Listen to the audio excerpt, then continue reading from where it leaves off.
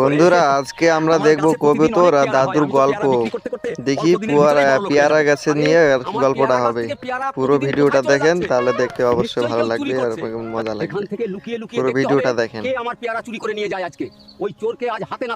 দাদু এক পেয়ারা গাছ লাগাইছিল, এক কবুতর এসে পেয়ারাগুলো চুরি করে নিয়ে যায়।